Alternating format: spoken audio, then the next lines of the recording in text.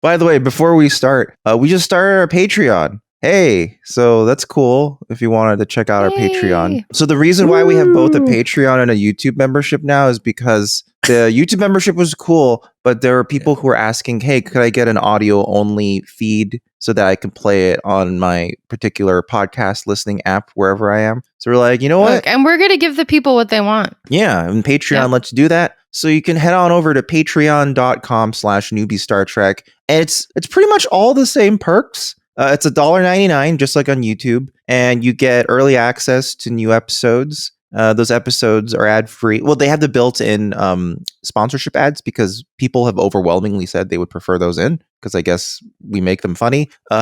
And then also... By that we mean the ad reads that we do. The ad reads that we do, yeah. And also, we get you all get access to the members-only Discord. And whatever other perks come in the future, we'll make sure to add them to both the Patreon and the YouTube membership. It'll be equitable. So just choose one or the other. You don't have to do both. We don't believe in that shit, dude. Get this out of here, dude.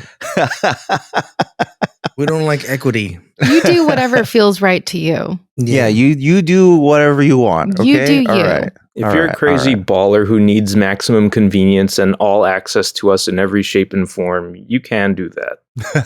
Remember when Netflix had the discs and you could do streaming, and then if you were a baller, you did both. You're like, hell yeah, you'd be living like a king. Yeah. Well, some people were still doing that to this day until they stopped it because there were like really rare things that were still only on Netflix DVD. So like, that's true. In particular, like there was someone who said like, really, do you remember when like Cartoon Network had like fucking, they were trying to do their like live action section where they had live action shows like Build, Destroy, Build or something like that and stuff like that. Destroy, Build, Destroy. Yeah, Destroy, Build, Destroy and stuff like that. Like their kid version of Mythbusters and all this other stuff.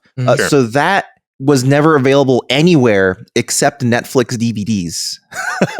So if not you ever that it really needed to be, but sure. Some people really wanted access to it. So if you wanted to get access to it, you needed to get it off. I need every possible second of Andrew WK footage. Yeah.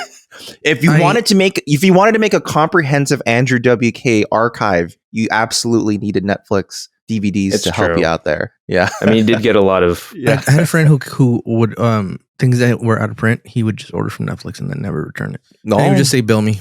Yeah. You can do that. He was a baller though. Well, I mean, if he also needed to like rip them. Yeah. A lot of people were just doing that. They were just getting it. No, he wanted to tap the source, you know what I mean? you know what that one? You know that one, Sarah? The tapping the source? Is when you put a finger in the butt. Really? Yeah. But it's on. I don't trust any of these things Ricardo says. It doesn't matter how real it actually is. Yeah. I don't trust any of them. Why would the butt be the source? You said tap the source? Yeah, you got to tap. You don't put it all the way in. You just tap it. Tap the source. Oh my God. Okay. Yeah. All right. We should move on. We should move on to where we're looking for. Go check out the audio version or the video version, whatever you want, dude. If you're a baller, do both. You know, and then do it while you're drinking some champagne. Tap the source. You know what I mean? Tap the source. Well, let's get into some really explicit tapping the source 9. Hey, I mean, this episode was very sexually charged. Actually, it was. Yeah. Sure. In a way that's kind of uncomfortable because it's like he's getting his internal fantasies exposed, and it's kind of like in a not flattering view of Dax. Oh yeah, it's not at all. But it's also like very much explicitly a fantasy as opposed to how he sees her, right? Or how he views her as or how he interprets her actual personality. But also maybe not necessarily his fantasy because it's not quite actually their fantasy because nobody fantasized about Rumplestiltskin. He just showed up as part of the imagination. It was like an imagination thing. Yeah. So I guess it encompasses like things that could be just like a fanciful thought. Yeah, because not necessarily a full-fledged fantasy. Luke O'Brien was really kind of going all in, dude, on the acting. You know what I mean? Yeah, and I guess the title is what throws it off. When you say Luke O'Brien, who do you mean exactly? Just so I know. Sorry, did I say Luke? I meant Miles O'Brien. Yeah, Miles O'Brien. Okay. Yeah. Because I think the thing that throws it off is the title, If Wishes Were Horses. Because that makes it seem like everything is a wish. That sounds like a saying of some kind. It is. It's based on a saying. Like when they say... The full saying is, if wishes were horses, beggars would ride. Yes, that's the saying. Yep. Yeah. I like to say, if all the animals in the world were capable of flattery, then Christmas, Thanksgiving, and Halloween would fall on the same day. What? Well, why? Explain. I don't know. It's just a saying. Really? Is that like a thing that people say, or just you say? I think it's just me. It's if animals could. If all the animals in the world were capable of flattery, Okay. then Thanksgiving and Halloween and Christmas would fall on the same day. Okay. Yeah. Do you have any explanation for why you say this, or is it have you ever danced with the devil in the pale moonlight sort of? I was high one day and I thought of that. I like it. You know what? I like it. I'm gonna go out on a limb. I'll start saying it in my everyday life. Start saying it, everybody. I'm just gonna say to my friends, I have some advice for you. If animals Oh my god! You know what? Don't tell them. Dude. You're gonna fuck it up. Don't tell anybody anything. It goes something like this: if animals were capable of flattery or something. Oh my god! You're not even saying. Then you would make a raven like a writing desk. You should tell your friends. Would you like to dance with the devil in the pale moonlight? Yeah. Yeah. And your answer should be: am I naked or am I dressed? No, your answer should be: you want to get nuts? Come on. Well, your answer should be, do you want to see my nuts or no? Because that determines whether I'm dressed or not. This episode was good, dude. I'm going to say it now. Oh my God. My God. Why? Okay, Ricardo, finally. Yeah. Because there's a bunch of sex in it, of course. I love this episode. I'm just going to say it. Did you have any expectation? I had an expectation because the first time, right as we start to watch it, Marvin says to me, "You're going to hate this episode." And I was just like, why would you say that? I remember him sighing a lot very dramatically at the conclusion of our last recording. Yeah. And it tipped me off as to, I know that Marvin doesn't like this episode, but then it turned out to be not as bad as I thought it would be based off of the reactions I was already seeing from him. I kept waiting to hate it. And I'm turning to him. I'm like, when does it get bad? Because I love this. This is great. Yeah, we got reverse primed here. This is the opposite of this is one of my favorite episodes, guys. Yeah. Well, it's just that it's basically just where no one has gone before again. Yes, but it is almost stupider. Wait, which one's that episode? Which one's that episode? It's episode. That was the original Traveler episode where they go way too far out there. And people's thoughts start manifesting in reality. You see a flaming corridor. Yeah, but that they do this all the time. Once. Like, how many episodes are repeat themes? Like a billion of them. Yeah, like it happens they hadn't done the wish thing again before. Yeah. Like the thoughts coming reality. Like Michael Piller himself did it with the smoky monster Bajoran village thing, where the thoughts sort of. But that's more of like a imagination. Like it was necessary to repel the evil. But that's more of like a tradition that has to happen the same way every time. This was like an out of control imagination thing, like it was in Where No One Has Gone Before, where their imagination going out of control created. I guess then the implication for Where No One Has Gone Before is that the traveler was imagining they were going super fast, but then he fucked up. Or maybe you were mentioning, are there any? You were mentioning Rumpelstiltskin. That's what I call my foreskin, by the way. Because it rumples? Good to know. Yeah. Is rumpled and stilty? Yeah. Yeah. And you know what I was thinking? Is that no one fantasized about this thing, like taking them over. It was something, what's her name? Jadzia? Miles' kid. No, Jadzia. What's the girl's name? Dax. It's something that Dax had, is a theory she had that something was opening up and that's what made everything go out of control. But that wasn't her fantasy. It was something she imagined. So it doesn't have to be something you fantasize speculation. About. Yeah, it was just a speculation. Just whatever it's like what Pedro said in Napoleon Dynamite. Like all their wildest dreams will come true. Yeah. Whether they're a fantasy or not. Well, to be fair, that's also what happened. And to the point where it's almost the exact same. Where No One Has Gone Before, there's a random crew member that is freaking out because he's imagining a fire in front of him. And in this episode, Kira also freaks out because she imagines there's a fire in front of her and a man on fire running towards her. So like, granted, it's a very haunting 10 seconds. Yeah. You know what? We should just get straight into the Around the Sun / into the wormhole then. Wait, no, we didn't do our sponsors yet. No, we do that. We always do that before the sponsors. Oh, really?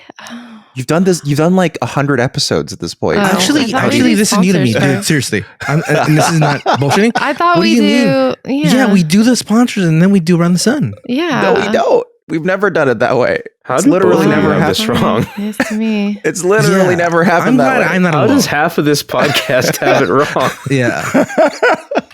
I don't know. Makes no sense to me. It seems weird that it's after. Okay. So this week's episode, If Wishes Were Horses, first aired on May 16th of 1993. So it's been roughly 6 days since the last episode of Suspicions from TNG. Dan, please save us and let's go into the wormhole.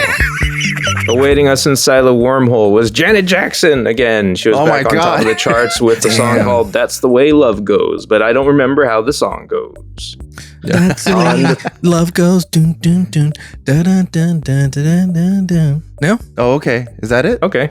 I just assumed that must be right. It's either that or Paula Abdul. Oh, okay. Same thing. Same thing. They're basically the same act. Well, one of them shows her boob though on Super Bowl. Remember the good old days when you could show boobs on the Super Bowl? Yeah, when you could. Yeah, it was totally allowed. That's what it was. The one day. Yeah. If it wasn't for Janet Jackson, we would not have YouTube. Did you know that? I guess that's kind of true, huh? Yeah, like the whole reason she's sponsored. Well, the whole reason YouTube was created. Well, the whole reason YouTube was created is because the original creators were frustrated they could not find the footage of Janet Jackson's tit. Oh wow! From the Super Bowl, so they decided to create their own video hosting service. Okay, really? I see. Yeah, that's literally what it is. That's literally how YouTube is created. Janet Jackson's tit is that old? Yeah, it predates the YouTube. It helped create YouTube. Oh, wow. The juggernaut that is YouTube would not have existed without Janet Jackson. Are you telling me that YouTube began as a "You're the Man Now" dog of Janet Jackson's tit? Yes. Although they never posted the video of Janet Jackson onto YouTube. The only video and the first video ever posted to YouTube. Marvin, you're telling me that what they did was they're like, this is a travesty, so this never happens again. We're gonna build YouTube. So next time someone shows a tit, we fucking get it immediately. That's literally why it was made. Yes. Yeah. But the first video ever posted that they posted was Day at the Zoo. And it's basically one of the creators being like, the thing about giraffes is they have really, really long these claws. Necks. Okay. So that's the first ever video on YouTube. Is it still on YouTube? It's still there. You can still find it. Yes. Day at the Zoo. And that's thank you, Janet Jackson. That just goes to show you that women are the reason for all things. Well, also Justin Timberlake kind of assaulting her. Yeah. So technically, it's Justin Timberlake's doing. Behind every great woman is a man assaulting her. Yeah. Kind of. In real life, that sort of has happened, actually, unfortunately. Yeah. Not in a helpful way, but just because that's the awful way it exists in real life. All right, I'm going to move on to the next thing. On the 13th of May, The Simpsons had a notably star-studded season finale with Krusty Gets Canceled. It featured guest appearances from Johnny Carson, Bette Midler, Luke Perry, Elizabeth Taylor, the Red Hot Chili Peppers, and it says Barry White, but I can't remember where he showed up in that episode. Really? Someone comment and tell us where. Because I remember him in Whacking Day, but not the sexy slither of a snake, yes. But was Barry White in the Krusty reunion or the Krusty Apparently he is listed as part of the cast of that episode, and I just don't remember where he showed up. I guess he was just in there and had a line, but I guess that's it, Maybe. Yeah. Okay, next thing. It wasn't quite summer yet, but a certain movie about giant reptiles released. That's right, Carnosaur. Oh, I love Carnosaur. Released a month before Jurassic Park, this movie had a whopping budget of $850,000. And it was about a mad scientist's plot to exterminate the human race by replacing them with dinosaurs. For a Canon film, that's a lot of money. That's a lot. Was it a Canon film or was it one of those that other studio? No, it's not Canon. It's Roger Corman. Yeah, it's a Roger Corman movie. So Wait, no, is it a Roger Corman movie? Is it Asylum Studios? Oh, in my brain, it was always a Roger Corman movie, but it's actually a New Horizon Pictures movie, which... nice. Oh, no, that is Roger Corman. Duh. So that is a Roger Corman movie. I'm sorry. That's his company. Duh. God damn it. So it is a Roger Corman movie. You're going crazy. Yes. Yeah. For Roger Corman, $850,000 on a budget is a lot. That's all the money he had that year. That was kind of his business model. He bet it all the money he made. He just shoved it into the movies, right back into the making more movies. So, well, he really cared about those dinosaurs, so he really, shelled out for them. Yeah. But I mean, the truth is, like, he gave a lot of people like their start. Like, there's an interview with Jack Nicholson where like he literally cries because he's talking about Roger Corman. I mean, there's countless like fucking what is the Titanic Man? He started out as a Roger Corman guy who directed Gremlins. Roger, like there's so many people who got their start from Roger Corman because Roger was willing to just try shit. Fucking Monty Hellman got his start as a Roger Corman guy. Like there's a lot of stuff. All right, I had one more thing. It was another movie that was released. It was a rare black Western movie called Posse, directed by and starring blaxploitation veteran Mario Van Peebles. It also had Pam Grier and Sally Richardson, who would later end up being in Black Dynamite. It also had Billy Zane in it. He's always in there just being a villain. In the 90s, Billy, you could get a random Billy Zane at any moment. So wait, Billy Zane's the Titanic guy, right? The hot Titanic guy. Yeah. Well, now he's who was like trying to kill Jack, right? I think if you were to say, "Oh, the hot Titanic guy," everyone would go, "Oh, DiCaprio." Yeah, I don't think they'd go, "Oh, Billy Zane." It's true, actually. No one would go, "Oh, Billy Zane." No one. He's so hot. A lot of people think that it's problematic to think he's hot in Titanic because he's evil and he's a wife beater, But no, as we all know, Sarah, evil things or evil people who are hot become morally gray. Yeah. That's what makes him morally gray is how hot are they? I mean, it's pretty hot. He's like trying to shoot at them and kill them, and he just. But is he looking pretty good while doing it? He is. He looks pretty hot. What about him is hot? I don't quite. Is it just is it the fact that he's got like this mascara? He's got a smoldering visage. He's just hot. I don't know. He looks good. I think he's hotter than Leo in that movie for sure. You like wigs? Was that it? Yeah. Was he already wearing a wig by that point? Oh yeah. I think Billy Zane? Yeah. Oh, is he bald? Is he like a... Well, he's been balding his whole life. I just didn't know if by that point... I thought they were covering up his bald spots he's a never bald. By giving him that like coif, because they were like... He kind of had like a coif over. It looked good though. The whole movie. And I thought that was on purpose to cover up the balding spot, but... I don't know. I didn't know that. I didn't realize it was a wig. Yeah. He's fucking evil, but he's sexy. Okay, so that means by your estimation, you think in Beauty and the Beast, Gaston is the hot one and the one over the Beast. Okay, all right. Well, the Beast is an animal. I don't have crushes on animals like that. Well, it's a human. No, he's an animal though. No, he's not. Beast. He's a beast. That's an animal. That's not an animal. He's a man turned into a beast. But he's clear. That's an animal. That's bestiality. You don't. Not at all, dude. Are you saying? It is. What are you talking about? You consider anybody with a little extra body in his mind? He sounds like a normal man when he sings in his mind. Yeah. Remember, he's a literal like furry animal. Right? She's like Sarah's like fucking stupid. Fucking Robin Williams is a beast. Yeah, I'm not into animals like that. He's a human though. He's not a human though. He just looks like a beast, but he is a human. Yeah, but do you remember how he looked when he finally turned into a man? He was ugly. He was way uglier than Gaston when he turned into a man. That's true. And also when he turns back into a human, when Belle looks at him, she's like, he's okay. Like she has that like the look. Yeah. She definitely does not seem enthralled or like, you know, excited to see what he actually looks like. It is. I think it is funny that like there is this whole narrative of like, Belle is, what is the term? Stockholm Syndrome, the whole movie. But really if you really watched a movie, what it really seems like is that Belle is kind of like just tiredly putting up with him the whole movie. And eventually she's kind of like, he's kind of nice, I guess. you know. But the first moment he lets her leave, she goes, "Oh, I'm going, bye," you know, to like save her dad. Like she Here's what I think. She doesn't have a single thought about staying. It's been a bit. I want to watch the movie one more time before I engage in this conversation. Watch it again and think of it this way. Mm-hmm.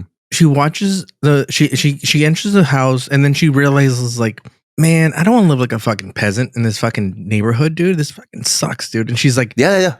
She realizes the term sugar daddy, and she's like, I can do this. Well, to her, the real term she's thinking is library daddy, because she's like, this dude's library is sick. This guy, damn. And back in that time, those books were way more valuable. Yep. Oh yeah. And so she's like, actually, it's literally okay. The start of Castlevania, the Netflix show, is actually literally the same. It's literally like some weird lady shows up to a weird monster's castle, and she goes, "Wait a minute, all the books you have here are really sick. That's awesome." And then they get married. Like, it's essentially the same story.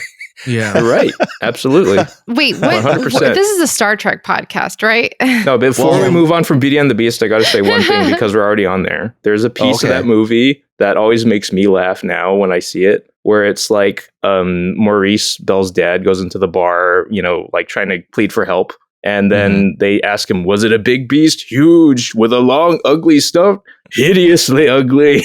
God. So sad that we talk about people that way. Well, according to he's not a person. He's not a person. Or animals or anything. Yes. Like I think about like the humpback of Notre Dame or whatever. Oh, Notre Dame. Yeah. Oh my God. That's at the end of the movie, everyone loves him and he's friends with everyone. It's great. It's so like heartbreaking. That movie's great. Movie. What are you talking about? Delete. He comes to America. Movie. He comes to America and starts a college and becomes a billionaire. That would be great if that's what the Disney sequel started leading. Like he travels to America and he's like, I'm gonna build college. Like the direct-to-video sequels. He's gonna have the best football team in like the late 80s. And it started with him on the football team. Imagine the Hunchback in a football team. Oh man, he'd be unstoppable. He'd be a good center, dude. Yeah, he'd be a fucking great center. Yeah. Or a linebacker. Even a linebacker, he'd be great, you know.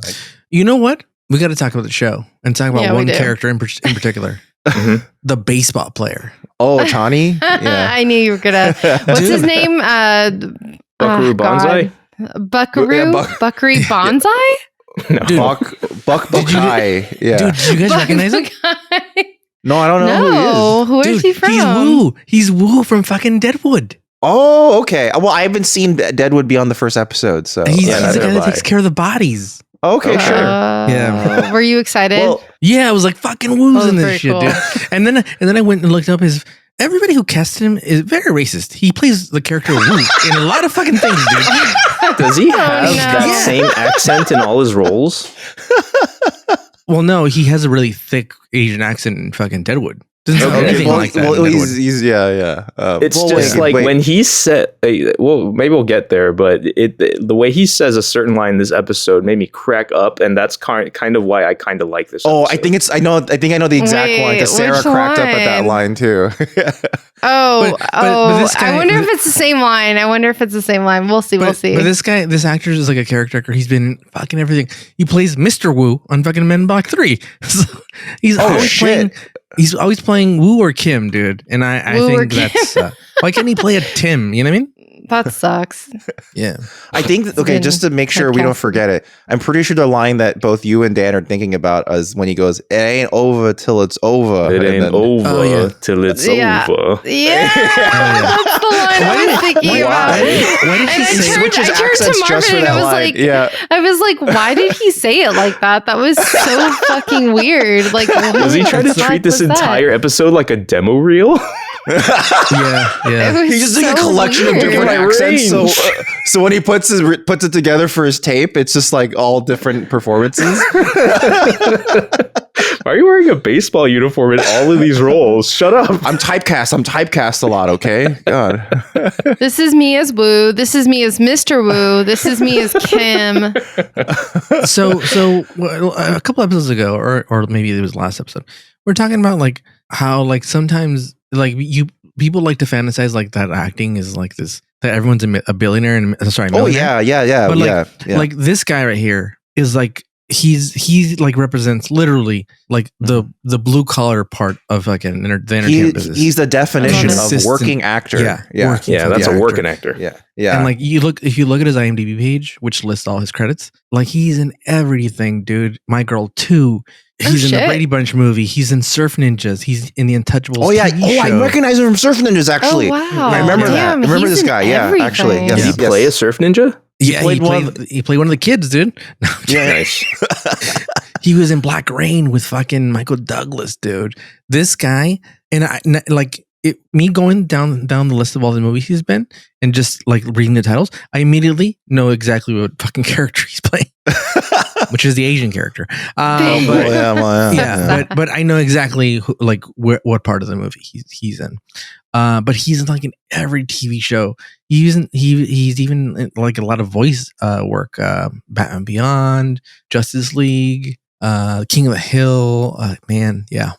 Is he still alive? He is still alive. Yes. Yeah. I hope so. Good on him. And his name is Keon Joseph Young. He's from Hawaii. Keon. Yeah. That makes total sense. Yeah, he's half Chinese, half Japanese. So yeah. Okay. His mentor was Mako. That's cool. So that's neat. The voice actor. But yeah. So not just a voice actor. He's done many things. Where are we? Are we where are we talking about? Well, we didn't even be sponsors yet. Yeah, that's what I was about to say. Before we get it super deep into it. Let's just quickly do our sponsors. Really, I mean, you were really excited about baseball as you are wont to be. So yeah. Let's do our sponsors really quick. You know what? Let's do it backwards. This time, let's do Extra first, because you know what? Extra is pretty cool. Extra has these nice, slim, compact wallets that can be made out of leather or aluminum. And the defining feature of the wallets is they have those quick access little buttons that pop out your cards in a nice fan pattern, which means you can get quick access to them super fast, but also it looks really cool. When you bust it out at the grocery store, people are like, oh my God, look at that guy. I say, is that a parliament?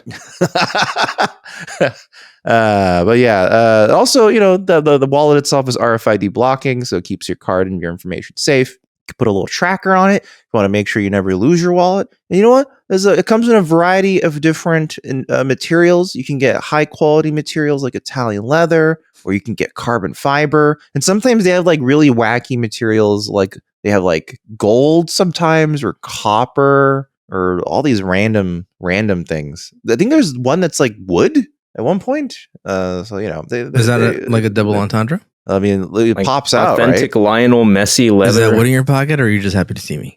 Yeah, they did like a weird collab with Lionel Messi after the World Cup for whatever reason. Using real Lionel Messi leather. Every time I hear the name Lionel Messi, I think of Narf. I have a bad feeling about this, Lionel. That's his name, right? Lionel Messi. We're not getting that wrong, right? I think it's pronounced Lionel Messi. Lionel Messi. I think it's called it's Leonel in fucking Spanish. Lionel? Okay, Lionel. Sure. I don't follow football at all, so. But yeah, also Extra in general sells a bunch of things. They sell key fobs, keychains. There's all weekend bags, duffel bags, backpacks, all sorts of stuff. You can head on over to extra.com. That's spelled EKSTER.com. And if you use our offer code Newbie when you check out, they'll give you an additional discount on any order site-wide. And we say additional because they're always doing sales like randomly throughout the year, not just for holidays. They just decide to do sales randomly all the time. Like I get random texts saying, hey, just for today, this wallet's 30% off. I don't know why. They're like, oh, okay, sure. So, you know, whenever you catch any one of those sales and you still use our offer code, you'll still get a discount. It's pretty sick. So head on over to extra.com and use our offer code Newbie when you check out, and you'll get an additional discount. That's great. You know what? It comes with free shipping. It's a free return within 100 days of receiving your order, so you can try it out for 100 days and see how you feel about it. And it's a 24-month warranty, at least on all products. The Cardholder Pro, I believe, has a lifetime warranty. So you know what? It's pretty good. Next, our old mainstay ExpressVPN. Look, sometimes it's good to have a VPN in your pocket in the event that you don't quite trust the internet that you're using. You're heading to a weird hotel, weird motel, and you don't want to having it on your phone. That's cool. Yeah, you know, you don't want to necessarily have everyone on the Wi-Fi potentially spooping your network activity, or also in general, if you just want to like geo hop to a different location, you can use a VPN like ExpressVPN. Not only is ExpressVPN high quality, it's also super safe, super secure, and it's super fast, like the name suggests. It can go up to 10 gigabit speed, which is pretty fast. And also, it has a long track record. That's one of the things that's really one of the important parts of VPNs like this is, do they have a proven history of being secure? And ExpressVPN is one of the few VPNs out there that have been tested by governments over and over again, actually rated by the Turkish government, and nothing was ever found. And in fact, all they found was Turkish coffee. And in fact, in order to make sure that people can vet them, they do third-party audits all the time. They've released lots of their source code for free so people could take a look at it. The lightweight protocol that they invented, they made it open source so people can see it, see how it works. All sorts of neat stuff. So right now, if you head on over to expressvpn.com/newbiestartrek and you sign up for 24 months, 2 years, they'll give you an extra 4 months for free, which is a pretty good deal because that also comes with the entire Identity Defender suite. And that's the part of the ExpressVPN package that also gives you even more internet security than just a VPN would get you, because it'll give you ID alerts to see if your ID has been leaked on the internet. It'll give you advanced tracking protection, like it'll make sure that they let you watch Independence Day, ID4, Independence Day. They let you watch it whenever you want. Can I tell a story about this service? About an experience I had. This happened a couple days ago. I would throw the VPN on the computer, on my Apple computer, and then I would try to log onto the internet, and it wouldn't go with the internet. And I was like, "What the fuck's going on?" So I tried everything, dude. I tried like resetting the router. I tried everything, and finally, I'm like, I gotta chat with these fuckers, dude. So I hopped on the internet. This was like at 2-3 in the morning, by the way. So they're up, dude, all the time. These guys, they're in Turkey, they're everywhere, dude. Anything, if a city or a state or country is named after a fucking food, they're there. They're awake, dude. You know what I mean? Hamburg, Germany, bam, they're there, dude. So someone took my chat, and I'm gonna try to make this as short as possible, but just to tell you what's up with these people. This guy was on the chat with me for like an hour, dude, just troubleshooting everything. Oh wow. And then finally, like something went off in my head, and I'm like, dude, I think it's me. And he's like, what do you mean? And I'm like, I just realized that I forgot to mention that I fucking downloaded the goddamn beta the beta Apple OS, and I think that's what's causing it. And he's like, hold on, give me a second. Then he goes away for like a minute, comes back, and then he sends me a link. He's like, download this one. He's like, this is like our alpha for the new Apple thing that's coming out. And he let me download it, and then I put it on, and it fucking worked. And he's like, oh, if you would have told me earlier, I could have just sent you this, and then we could have, But he's like, but at least we figured it out. And I'm he's like, if you just told me earlier, we could have solved this problem. Earlier, you fucking idiot. And it was my fault. But like, dude, it was like a good 45 minutes to an hour that we were like just chatting it up. So yeah. Wow. Well, it helped that I was high as hell, and then I was watching a movie. So I kept like watching the movie. Maybe it didn't help. Maybe that made the customer service more difficult. But the thing is that he had patience with me. You know what I mean?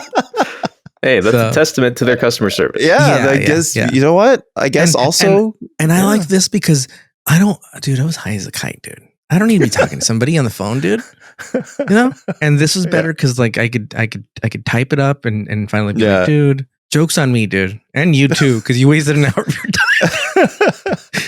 But they're really helpful, and that's nice. That's awesome. So great. I guess also great customer service, which is pretty cool. All right. Nice. So again, you can head on over to expressvpn.com/newbiestartrek. And if you sign up for 2 years, not only will you get 4 months for free, you'll get that entire Identity Defender suite.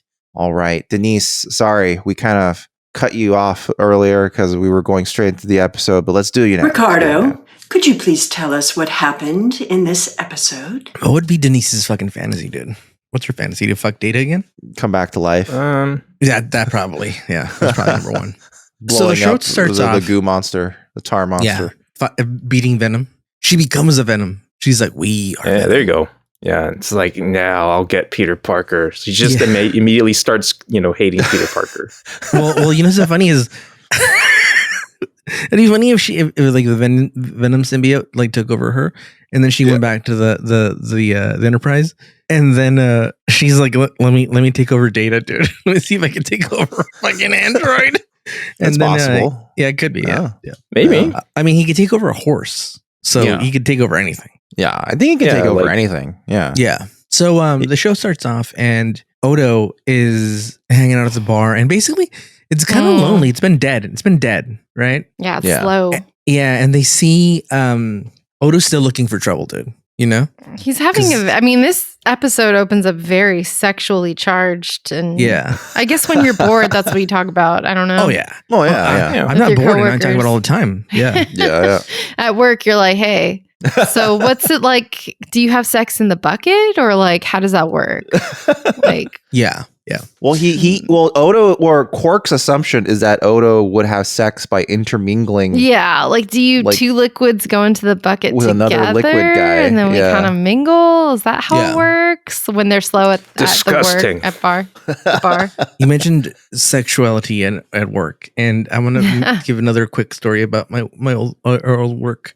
One time, because we used to try things, we could order like crazy foods, you know, like Sour Patch ice cream, you know what I mean, and like things like weird things. And we once tried like this chocolate thing, and it was the first time we had invited like someone from like finance. You know what I mean? That wasn't in part of our group. That was like somebody outside our group. Totally so this is after I left. Yeah. We never invited anyone from finance. Well, it wasn't from finance. It was a specific person. I'll tell you later where it was. Okay. But she wasn't part of like our cool group that, you know, we were free to say anything. Yeah. We had invited people from other teams before temporarily, but well, she eventually became part of like the cool group because right. She came and she tasted it and she said in earnest, she said, "I've eaten ass before. Oh, and after tasting this, I would much rather do that a second time, eat ass a second time, than taste that again." Wow. And we're like, you know what? This girl's cool. Okay. So anyway, that's how this group of people are. They're in the middle of space. Yeah. There's really no HR. Like it's just everything DS9. flies. No. Yeah. And if they are, there's a box that says like HR complaints, and that's going nowhere. It literally gets incinerated. Those complaints. Yeah. It just goes into Quark's whatever. Yeah, and he jacks off to the fucking complaints. Yeah, that's what gets him off. Yeah. So Odo sees young Jake Sully, Cisco, go in. He's going to the holodeck, and Odo's like, "What the fuck? Do you letting kids in the fucking holodeck? You pervert, dude!" And he's like, the Quacker's like, "Nah, dude, nah." His dad came in and put in an old program. And it's old-timey baseballs. It wasn't old-timey hookers. It was all full of baseball. And he's like, and he basically, how his brain thinks, he's already thinking like, and I never thought of this, dude. Instead of going to Disneyland, you go into the holodeck, you go into every ride without any fucking lines, dude. Oh yeah, I mean, I don't know why no one has thought of doing amusement parks and holodecks yet. I don't get it. Does that not feel authentic? I don't know. Well, the holodeck itself isn't authentic, but people use it all the time anyway. Like, I don't know. This brings up a whole thing. Like, if you travel somewhere in the holodeck, is that really the same as going to like the actual place? Does your brain have the same experience and fun? If you fuck somebody in the holodeck, Sarah, if you fuck somebody in the holodeck, is it different from fucking somebody in real life? I mean, I don't know. We haven't had that technology available, so I can't try it out. I'm just saying, but like from what you see in the show, don't you think it's the same thing? Well, when they travel, sometimes they travel in impossible ways. Like, so remember when Wesley was dating the Muppet Monster? And he took her to the holodeck to like look at the rings of whatever, and they were literally standing on the rings or whatever. And it's like, okay, well that's impossible. Yeah. So they do impossible. I mean, that's amazing, right? Travels on the holodeck. Yeah. But I don't know. Part of me is just like, like say you wanted to go travel somewhere, I don't know, to Paris. Would you want to go to the actual Paris? The real Paris, or is the holodeck version of Paris good enough? Well, Picard went to the holodeck Paris and he seemed to like it. So, and here's the thing: you can go to a specific time, Paris. Yeah. Yeah. No, true. I know. I just feel like, would part of me feel like, oh, this isn't authentic? Like I'm not actually here. Well, that's a you problem. That's you. That's you living in America. I think I would feel that way more about like cities. I wouldn't feel that way about. Yeah. But I also wouldn't feel that way about an amusement park. I don't care about the authentic amusement park, whatever that is. Either. Right? Yeah. It's just an amusement park. I don't want to stand in front of like crying kids. You know what I mean? Like to me, the most authentic part is like I'm getting, and it's empty. It's just open for me. That'd be the most unique experience for me. Like, because also like the whole premise of an amusement park, like a theme park, is that it is a facade, right? Yeah. So what is the difference of you holodecking an amusement park versus going to an amusement park? It would. Yeah, I think it would just depend. But anyway, I've derailed too much. No, I know, but I Sorry. just think that like for example, if you wanted to like experience like actual New York, you probably would want to go. And in this world, you could probably get there in a few seconds. You'd want to go to the New York where it has all the sex shows back in like the 80s, you know, where it's really dangerous. 70s. The 70s. Well, if you need a rats. specific time period, then you're back in the holodeck. Then you got to go in the holodeck. Yeah. Here's the thing. If I'm going back to Paris, I'm going to go back to like Hemingway days, you know? Oh, okay. Even further back. Okay. Yeah, when they had absinthe, the real shit, not this fake bullshit. When they had cholera. Yeah.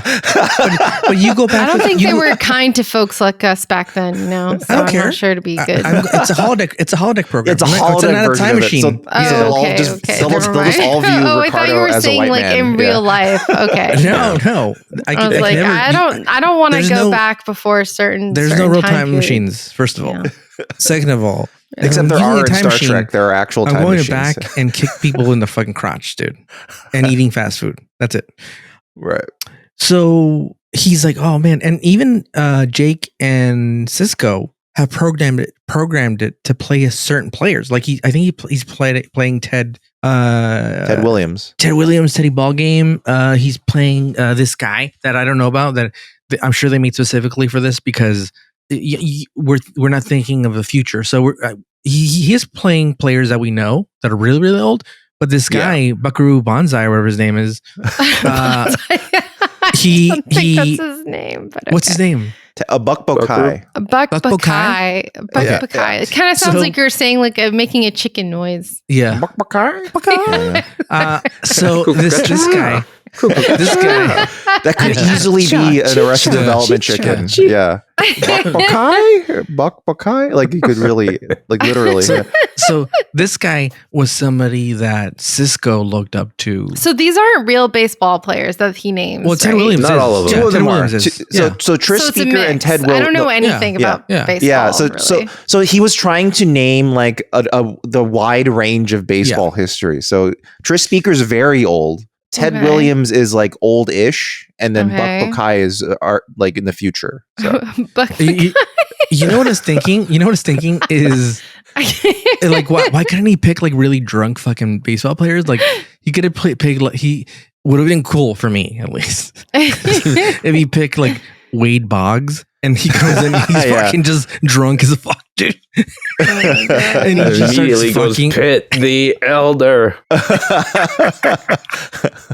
It's like Ty Cobb and fucking Wade Boggs, dude, just fucking up the fucking station, dude, and just drinking at all the booze that fucking what's his face has. Yeah. And so it's specific, and like he realizes like, oh, I could make more money opening this up to like family events as opposed to just. You know what that reminds me of? Or sexual. It reminds me of 90s Vegas. Yeah. Oh yeah. It had that parallel of let's make this family friendly. Yes. Yeah. Let's make this gambling hall a family friendly location. Yeah. Cork is like, let's make the circus. You know, let's make this like, or Camelot. Let's make it like a lot more like kid friendly. Let's make an arcade and the Excalibur. Well, you know what's crazy is that now it's shifting again. It's like shifting like it shifted again like a while back. Oh yeah. Well, like, it's shifting again. So then it shifted all the way hardcore back to adults only type of thing. Yeah. Now the pendulum's gone back again. Now it's more of like anyone can have a good time in Vegas type of thing again. So it's like sort of like you can get your kicks off any way you want, dude. You want to play video games? Boom. You want to play golf? Top golf? Now that the kids are like, horny from the get go. Yeah. Yeah. Now they're like, Gen Z's already half the way there. So we can just. Yeah. So basically that's what they're doing here. And then we cut over to Dr. Bashir. Is that his name? Mm-hmm. And man, I'm working, dude. I'm working on this, dude. Like I'm getting names right, dude. You're getting it. Yeah, you're getting there. Yeah. And except Dr. Bashir, for Buck Banzai, or dude, whatever. they can all be fucking bangers, dude. Okay. Banger bonsai. Racist. So Buckaroo Banzai is not racist, dude. No, that's an actual Buckaroo, character. Dude. It's a cowboy. There's a character name. Yeah, Buckaroo Banzai is a character. That's why he's not just making shit up. Yeah. To be fair, he does usually make shit up, but in this case, he's referencing an actual movie. Yeah. It's funny because I have it in my mind because I just downloaded it because it's been a year since I watched it. Oh. Okay. So the other thing we see is Dr. Bashir is talking to Dax. Yeah. It's funny because now I want to say Daxia. Dax. Yeah, Dax. You said Jadzia earlier. Yeah, I know. Yeah. It is Jadzia too. That is correct. Technically, yeah. Who's the worm? Dax. Dax is the worm. Got it. Okay. Yeah. Jadzia is the body. The host. The body. Although of it's Jadzia. not just the body. Well, right now they're the same thing. Yeah. It is both of their consciousnesses at the same time. So the Father, the Son, and the Holy Spirit, if you know what I mean. I'd like to fuck them all. And so would Julian. Yeah, dude. So he's hitting her up again. Like he won't leave her alone. Marvin, like no, dude. Like here's the thing. If she's going out to dinner and like, look, here's the thing. As long as you're not being like a pervert and like being like, I think it's okay. Look, I think it's okay if you're like, hey, being horrible. It's not okay. The way he's doing it, it's not okay. But there's a way to do it where you're like, hey, look, in all my days, I don't want to say how many years I owe. In all my days. Yes, in all my days. A lot of the lady friends that I hooked up with, we were friends first. And sometimes we weren't a hookup first. And it would be years. You know what I mean? Well, yeah. But also, I wasn't pushing like this. It just, you got to be cool, dude. You got to be cool. Well, also, dude. That's the problem. He's never cool. Yeah, he's never cool. And she had already said no multiple times. So at this point, it's harassing. She's already said no.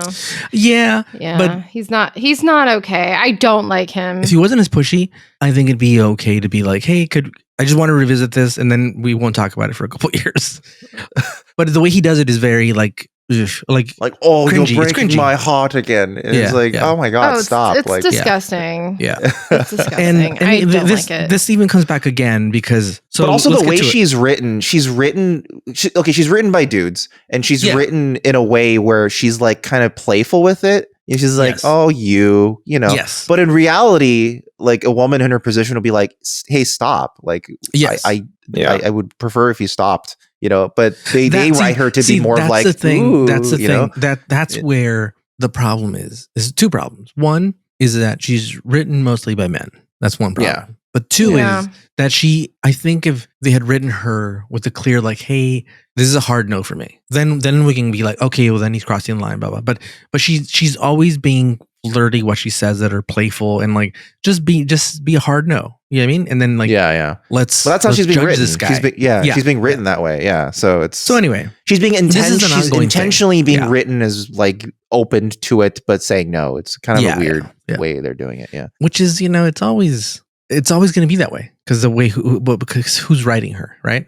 Right. And then Dax goes and there's like this anal fissure in the fucking thing, and like it's really a lot of mumbo jumbo, dude. That like it literally went like Sarah and I were both like, wait, what just happened? I have no idea what's going on. Yeah. Whatever. Like everything, I was like, how are they going to solve this? And I thought they gotta shoot a rocket in there, dude. They gotta shoot a rocket in there. Again, it's literally what they did. Yeah. They shot a like they're like, there's no other thing. We've tried everything. What do we do? And he's like, have we tried? The funniest thing throw it out there is shoot a fucking rocket. But the funniest part to me is that it's like, so this rift showed up 200 years ago. Back when the Vulcans encountered it, they shot a torpedo at it and it failed. It actually destroyed the entire star system. Yeah. Now I think our best solution is still to shoot another torpedo at it. He's like, but hear me out. He's like, hear me out. This torpedo, way bigger. Way bigger. Yeah. Way stronger. Yeah. That's got to do the trick. No. Hear me out on this one. I thought when I watched it, I was a little high, and I thought they were talking about the pointy-eared dudes, Vulcans, yes, yeah, and they were talking about the Vulcans, right? And because I was so high. I'm like, oh my God, is this part of the J.J. Abrams thing? Is this where you got it? Like where like the what's his name? Spock goes in and that's how he time travels to get the red dwarf material and do all that shit. Yeah. I thought that was all like I was like, oh, is this the timeline? J.J. Abrams made it all. That's all completely fabricated. Okay. So that never ties into anything that no. TV shows. The thing is, the thing is, even though J.J. Abrams is technically, according to official canon, a parallel timeline, everything is also Abrams himself. Maybe he's an alternate timeline Steven Spielberg kind of. But also everything is technically an alternate timeline, the Kelvin universe, but everything is also so different that it's really an alternate reality. Like it's like the rules aren't the same, which is really weird. But also there's some shows that are like happening now that also have Spock and Kirk that are also alternate timelines, right? But the thing is, so if you're talking about Strange New Worlds, allegedly Strange New Worlds is more faithful to the way things were in the original timeline. I understand, but it's still a different timeline. It's not the original Kirk timeline, right? I don't know for sure, to be honest. Let us know. Listeners, let us know if you're watching the new show. Without spoilers, just tell us like, hey, this follows the original timeline. It's a new timeline. What I'm saying is when even like the alternate timeline split doesn't explain why all the technology and stuff is completely different. You know what I mean? Like it's really an alternate universe. Marvin, it's an alternate universe, dude. Come on, dude. The timeline explanation is really just them going, it's a different timeline. Don't worry about it. Yeah. But it really is just a remake, honestly. Yeah. Like, and they just did the timeline thing to make it more satisfying to Trek people who would care about continuity. But if anything, it's a little more frustrating. To be fair, I've said it, I've seen that movie. I've seen I think all 3 J.J. Abrams movies. Right. Don't remember any of them, but I've seen them. I just know that John Cho is in one of them, right? He's in all of them. Okay. Well, I was right. He's in one of them at least. Okay. So then they there's this anal fissure and they're doing this thing and I don't know how it works because it is nighttime because she had dinner with him. She had dinner with Bashir. She says right, yeah. And then Bashir wakes up because Dax, sexy Dax, as I'm going to refer to her, wakes him up from his sleep. And here's the thing. This proves one of my points is like he's one of those dudes that's kind of like a cat caller. Because if you have a cat caller and a girl will go, okay, what are you going to do? He'll 10 times out of 10 will rank out. 10 times out of 10, you know? And this is exactly what happens with fucking Bashir. Like the sexy alternate universe version. Oh, I'm jumping ahead, but it's okay. Okay. Oh no, we're because I jumped over the Rumplestiltskin thing, but we'll circle back. We'll circle back. That's a whole other thing. Yeah. So Bashir gets woken up, and I think he thinks it's an erotic dream, but she's all up in his business. And instead of going like, before I wake up, let's get down to it, dude. He fucking ranks out, dude. Big time. This is the first time I feel like Dax has actually seemed sexy, if you know what I mean. Like before this, she just seemed like, I'm here. I am like, I mean, she's been pretty the whole time, but But like, it's the first time she's actually, and actually, this kind of helps the case of like that. Even though she's been nice, she has actually shown nothing of affection. She hasn't been towards amorous. Bashir. Yeah. Well, she's like all over him in this dream. Yeah. You know, she's jumping right to it, but he gets nervous about it. I have been into Dax before, and even more so now. I'm sure that this episode gave a lot of fans sexy, plenty to think about for a while. Did they not go through it all? Because don't they kind of they cut the scene right when they kind of lay down? Oh, they fuck. It makes you think like, oh, they did. Oh, no, they don't fuck because they're right about to, and then they go, oh, all senior personnel to the thing, right? And they get cut off. So they actually don't fuck, Marvin. Yeah, they actually don't. You're always jumping straight to, they fucked. There's this shot of them laying down. Dan's right. I always. And you're like, then Venom killed Yara, Tasha, and he's like, well, they fucked before that. They fucked, and then he killed her. So I don't know how I would feel if a coworker was like, so an avatar of you came in my room and we fucked, but it wasn't you, but we didn't fuck. and We but we were wanted to about fuck. to, Yeah. and you were really it into would me, and I was happen, really but- into you. But that's so awkward. I feel so bad for Jadzia. Like it's such an awkward situation. But I like that she doesn't make it awkward. She actually like kind of confronts it at one point. She says, "Is that how you want to see me?" Like kind of what's the word? Where it's Well, I like how very- she begins so understanding of the situation. First, she says, like, I think, Yeah. like, She we are says actually, it's this feels more embarrassing. like an invasion of your privacy. It is, and I agree. Like you know, Because this thought was extracted from him and manifested without his consent. So, Yeah. I mean, people have Yeah. these thoughts. It's not. It doesn't. You know, it's kind of what you do with it. And he's been wrong. I mean, I don't approve of the way he's been coming on to her, but he hasn't taken it to that next step where he's like assaulting her. But, you know, yeah, I do feel bad for him. And she acknowledges it. She's like, you know, this must be weird or hard for you / maybe Yeah. embarrassing for you to see your like private thoughts like on display, because you know, God forbid, that would be probably horrible for just about anyone here on this podcast, I'm sure. And also, mine's would be all violent. but also would be violent. the fantasy all Dax is I not definitely like would not want that for me. I don't Well, care. also The thing is, I'm also very open about anything. well, it's also that the fantasy Dax won't stop. Like he keeps telling her, "Hey, stop! I'm trying to like." Well, actually, I like it because it's kind of like he's getting some of his own medicine, dude. Yeah, I mean, like, yeah, I he's guess getting- so. Yeah, I yeah, like that's true. that. I like that too. And also I like that the real Dax even brings up like, is that how you see me? Is that how you would like me to be? Like, is like, Yeah. and she kind of like yeah, mentions that's that. true. And it's kind of like, I like that maybe he learned like, oh no, I kind of prefer this, the real Dax. Like it's something to think about, or maybe that we will explore That's later. not the note it ends on, though. Unfortunately, Yeah, I 'Cause know, the I know, note but it ends yeah. on is that he falls in love with her and she falls in love with him. Yeah, and then she disappears. And it's like this Yeah, weird ending of it's like, oh no, she's gone, but they don't really Yeah. like resolve that point. She just Yeah. disappears. It's kind of there's a lot about Let's this ju- that's kind of messy. Yeah. But So- I still so think it's appar- funny and fun. so apparently It's fun, yeah. Michael Pillar kept all of the takes of Terry Farrell and Siddig Afadil scenes because he said Siddig could not handle it. Yeah. Whenever she was like being sexy on him, he just could not hold his lines together because he was like, "Oh my god, I don't know." That's weird.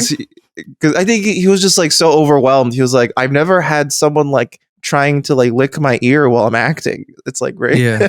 Yeah. I mean, it's Ear licking definitely is a hard. very like, yeah, it's a squeamish thing. Yeah, so I think you're either yeah, really so- into it or you're really not, I think. So there's I don't know if apparently there's a an private in-between. there's a private gag reel somewhere of all of Siddig's takes of just going oh, Yeah, that would be so Which- awkward. which I would love to see, but yeah. Yeah. And then That's you one see- storyline. Yeah. Yeah, you Yeah. have a couple different storylines, and then you have the storyline with O'Brien. Oh my Yeah. Miles God, I O'Brien. love Miles Rumpelstiltskin O'Brien. and his daughter. I Yeah, love and it. then Rumpelstiltskin. he's reading the book, and then Finally, this we one's the see se- them Yeah, again. yeah. Each one's so I guess each one's kind of a different emotion. So like Yeah. the fantasy Dax is sexy fantasy. yeah, Rumpelstiltskin is fear. yeah. And then I guess Buck Bokai is like No, You Buck wanted to say Banzai. you wanted to say Buckaroo Banzai, dude. I know I did. Buck Bokai is like sentimentality. Say it like I a guess. chicken. Yeah. I guess Say it like so. a chicken. Yeah, yeah. Yeah. There you go. And so you do. We have the three, right? Yeah. And I think so. Basically, what it comes down to, and we'll talk a little more about it, but what it comes down to is that this race of aliens is kind of like exploring us, and Mhm. Hmm. apparently they don't have. Well, from what I gather, they don't Yeah. have an imagination like humans do, and they're fascinated by that, Right. Because Well, and I all wonder this is if- part of imagination, whether it's a good fantasy for someone, whether it's a nightmare. mhm. Fucking the quacker dude, fucking threesome dude. Oh yeah, Oh the my clappers. God. Down, dude. That's pretty tame for a, like, given the thing. I thought what was going to be revealed though is that like in one separate scene you see the quacker Yeah. hanging out with two like sexy naked ladies, right? They're not And naked. then in a- They're Half naked. tastefully dressed. Tastefully Yeah. dressed ladies. And then Yeah. in another scene you see a bunch of like Odo trying to round up a bunch of emus that they're calling aliens. Yeah. And They're then so cute. there's this one shot where Odo's chasing the emus, but they get away from him. But as they get away from him, Quark's going, "Oh my God, I have to report missing people. My sexy ladies are missing." And right as the emus go off screen, the ladies come back. Yeah. I was thinking this too. I thought the reveal was going to be, oh, it turns out you were fucking emus the whole time, Quark. Yeah, well, I thought it was going to be one of those things where it's like these beings can only inhabit so many imagination manifestations at once, and so they have to keep swapping around. Yeah, so I thought there was going to be a comedy scene where he's like about to have sex with them, and they turn back into emus because someone else had a stronger imagination, but that never happened. That's an Australian nightmare. It just seemed, it was wild. So the funniest thing I think in the episode, there's a lot of funny things, but one of the funniest things is when Odo goes to the bar and he's like, "Please, nobody imagine anything." Everyone, stop using your imaginations. Yeah, and everyone rightly blows him off. Yeah. Like, and shut up, we're winning lots of money. People are winning lots of money. And there's like when the station starts shaking near the end, I couldn't tell because I kept trying to slow it down, but I couldn't tell. At one point, he's like with the ladies on the floor. Yeah, and like, is he reaching for gold? Is that he's reaching? He's reaching for a piece of gold press latinum. Okay, mm-hmm. Got it. Okay, that's what I thought. Yeah. So you have all these things, and it turns out that they're just aliens, and nothing's happening. There's the things. The anal fissure is not going to kill them. Yeah. The rocket didn't do shit. That's also like an imagination thing that's created. Yeah, everything was. Like, everything. Everything was imagined. Yeah. And it came from Dax, which because she thought like, oh, this is like the worst case scenario that could be, and so she imagined it. And so it became, and then at one point, Rumplestiltskin's like, "If you give me your family, I'll make everything go away." Oh my God. Me and Marvin were imagining if O'Brien actually said yes. Like, it was just like, go ahead. We can make another kid. It's fine. Yeah, we can. You take my firstborn. It's no problem. Played by the Twin Peaks guy, right? Yes. Pretty the sure Twin it's Peaks. The backwards talking guy and the Yeah, it's a Twin Peaks. I love that character. And Cisco's the one that realizes it, and he's like, no, he's like, unimagine it. Like, he's like, look down, everything's fine. And then people start kind of, it becomes fucking like Hook, like when there's no food, and then they're like, imagine the food, and then like, oh yeah, there's food. I guess so. Yeah. What do they say? By the way, I hate fuck that movie. I fucking hate Hook, dude. You hate fuck that movie. I hate how the food looked in that scene. That didn't look like disgusting. Real food. Yeah, it looks disgusting. It was gross, and like I don't know why I've always hated that movie. I don't know, and I like Dustin Hoffman in it. I like something. I think if I had to pinpoint, it's Rufio that I hate. Oh, really? Wow. Yeah. Interesting. Okay. Interesting. The most I was about to say, like, were you just racist against Rufio? God damn it. He's the most beloved part of that movie, Rufio. It's funny because you can fight, I've seen you can fly. In my early 20s, I would go to bars or like clubs, and he would always be around. And I'd be like, oh, fuck, I want to fucking punch this guy, dude. Look, I want to fight fucking Rufio. And I had a friend that'd be like, dude, do not fight Rufio, dude. Do not fight Rufio. You will never win. Damn it, Dante. Why don't your voice grow up? But yeah, I thought it was a fun, different episode. And like, what a crazy race of aliens that they don't have. I guess animals don't have imagination. I imagine they don't have imagination. They do. What are you talking about? Of course they do. Well, I think it was interesting. I don't think so. I don't think they have the ability for abstract thought either. I think the first thing I thought of is in your fantasy, yes.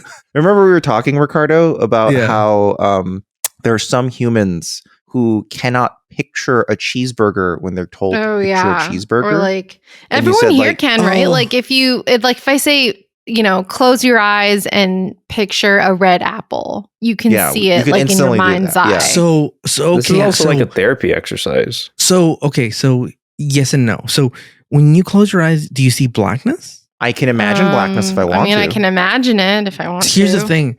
So I see complete pitch. I see black. Mm-hmm. But then if you tell me like, oh, picture a cheeseburger, then I don't see it, but then I have to imagine it, but then I imagine the whole thing. Like if you say cheeseburger, then I'm imagining me outside of In-N-Out, and I know exactly the location of In-N-Out. Oh, really? Yeah. You're not just seeing it pop up in a black abyss. If No, I tell you. I have to imagine the whole thing. Or You have to imagine a memory of that? Yeah. No, not memory. It's a new thing. It's a brand new thing. There are different levels of being able to, I forget the exact term, but to like in your mind's eye see the object. So some people do have to remember it or create it in context, and some people can create it outside of context. I can't, and some people can't do it at all. Yeah, I can't make it out of like thin air, like just darkness. Oh, wow. Yeah. Some people can't do that. Some people also cannot see the object with detail, but they know the object is there and they can see it. Or they have like, they are familiar with the idea of the object, but they can't see it. Like they can like. Yeah, that's the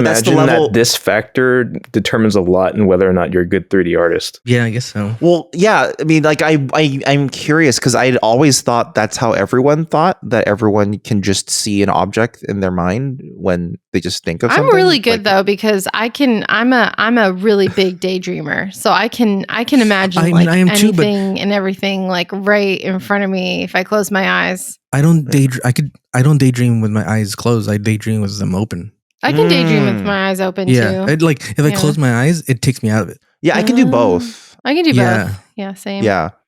So I'm so good at it. Like I could be in my job and be like, I'm not even here. I could be getting tortured right now, and you could be doing something fine. else. Yeah. I mean, back at our old editing jobs, Ricardo, we would zone out. Whenever we're zoning out, I would just I'll be thinking of screenplays as I'm doing things. Yeah. So what's so funny is that like I write with somebody, a friend of ours. Yeah, our mutual friend. Yeah. And he's like, you when we're talking out things, he's like, you get weirdly detailed about things where I don't see it that way. Where you're like you're being very specific about things, and I don't see them the way that you're seeing them. Because I see them as just like, okay, then this happens and then this happens, and I'm like, no, and then like he's got to go through that like blue door, and he's like, what blue door? And it's like, okay, yeah. Then I have that's a good example. Yeah, you guys have different mind's eyes, you know. Yeah. But that's so scary for people that can't see that. Like, write us if you do not have a strong mind's eye or can't see it. Like, let us know what that's. Wait, why did this topic come up? Well, because it's all about imagination, right? These aliens. This is what I imagine the aliens can't do. Yeah, I imagine the aliens can't actually see this, but they can. But they can tap into our imaginations because they can manifest them. Yeah, I think I would allow our imaginations to manifest. I guess. Yeah, and I think the aliens just have the ability to make it physical. The idea, but at the same time, they inhabit these manifestations. Like they converse with each other whilst inhabiting these forms. Yeah, that was like the weird scene. Yeah, the weird scene where I thought they were Cylons. I thought they were Cylons. Yeah, it was like a sinister scene where like the Rumplestiltskin felt a lot more conspiratorial. Yeah, but it turns out they were just curious. It felt nefarious, like they were gonna like kill them or something. Yeah. Well, remember what he said: "It ain't over till it's over." No, it's over. Yeah. And I like at the end that like the whole problem goes away. There's no anal fissure in the fucking space, and then Cisco goes and he like goes to relax on a fucking bench. He's like, I gotta clear my mind. A very uncomfortable looking bench. Yeah, and then Buckaroo shows up and he's like, you know, like he basically like they have that hard heart and stuff. Yeah, and he throws him a baseball, and he leaves him the baseball. Yeah, the baseball doesn't disappear with him; he gets to keep it. Yeah. So yeah, interesting.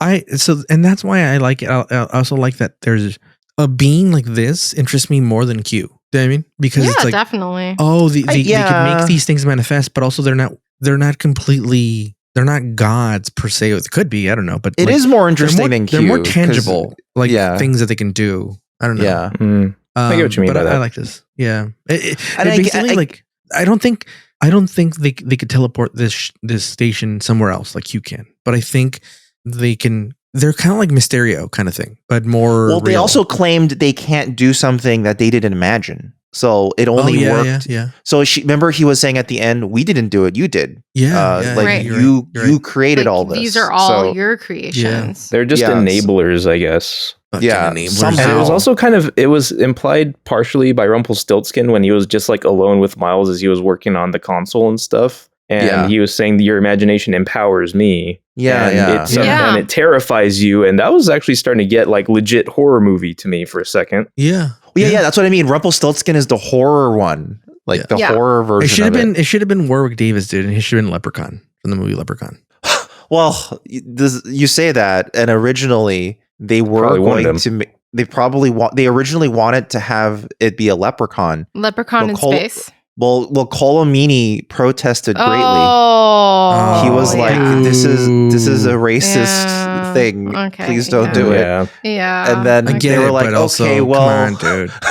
He's like, Irish people don't think about leprechauns at all. Please stop putting leprechauns and things. Well, I mean, to be fair though, like, what if they were like, all right, we'll go fire fucking Warwick Davis. We already hired him. So when I read that in Memory Alpha, it was so funny to me because the way the like account of it was written, it felt almost like they were annoyed that Colum had like put his foot down on that, and they were saying like, well, okay, we already had it as a leprechaun who steals kids, and I guess we'll look through it, and Rumplestiltskin kind of works, I guess. We'll try to make him work. And it's like, fair, Jesus Christ, it's a 1-to-1. There's like nothing to rework here. To be fair, I think it's because as writers, they were freaking out because they were like, we already finished the script. I don't want to rewrite it. Then they were just trying to find a quick solution. So that's fine. I mean, they were just trying to be like, please don't make us have to rewrite this. Like, just in my head, it feels like what could possibly not have worked about Rumplestiltskin that was so specific to leprechauns that they needed to be a leprechaun, and they were like, well, they just didn't think about Rumplestiltskin at first. That's why, and then there was like, well, he's Irish, so leprechauns. That's literally was their thought process, and then that's so fucked up. And then Colum was like, please don't do that. Like, rightly so. Yeah, but what are your ratings? What are you guys' ratings? I'm gonna go an 8 in this one. I'm gonna go with an 8 too. Mm-hmm. All right. Okay. All right. I love this episode. As soon as you said at the start of this, you're gonna hate this episode, and as we were watching, I'm like looking at you like, what? Do you even know me? Like, what? This is exactly me. There's one thing I know about Marvin now. Is for the most part, if I like something, he's gonna hate it, and if he says he hates it, I'm gonna love it. Yeah.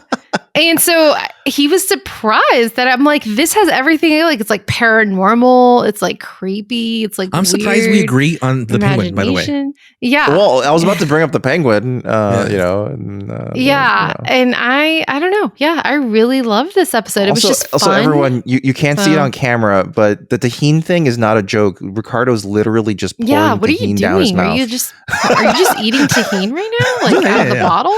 Yeah. Well, it is not Can I tell you about my? It's not a theory. It's really true. You run. I don't know if it's because the chili flakes are heavier than the salt, but you eventually start eating all the chili flakes, and when you get like halfway through the bottle, it's just mostly salt. Well, you have to keep shaking it. You always have to shake it. It doesn't matter. It doesn't matter. No. That's how it is. It still happens, dude. No, I trust dude. You have to shake it more than I trust you. You have to shake it every time. That's why. Oh my god. So now you're just getting mouths full of salt. No, it's chili flakes. This is a brand new one. I just opened it. God! And you just now the person who's using tahini next will only get salt. We buy Costco size one. This one is just a travel size one. Travel size one. I want some tahini and fruit right now. That sounds so good. What would you give it, Marvin? I will give it a 6. What? Wow. To me, this is a slightly better version. You hate sexuality, dude?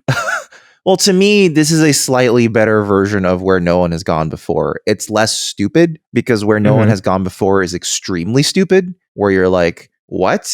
No one has ever realized that it was this weird travel alien that can manipulate time and space. That was it the doing pervert? This the whole pervert time? That was trying to fuck Wesley? Yeah, that guy. Yeah, it really? Was a pervert. I don't remember that. I just remember the pervert. Yeah, so everyone remembers that there's a pervert trying to court Wesley, but they forget that there's also like hallucinations where people's like imaginations are coming to life. So like there's one shot where Picard steps out of the turbo lift and almost into space. There's one where there's a guy playing violin in a quartet, and then it cuts and it turns out he was playing by himself quietly in like a lunchroom with no one else. Right. Mm-hmm. Is that the same episode where Picard sees his mom? Yeah, it's the one where he sees his mom. It's also the one where Tasha, kind of a heavy one, is remembering the rape gangs back on her old planet. Right. So I remember that. Yeah. That was heavy. yeah, so that was kind of like a total shift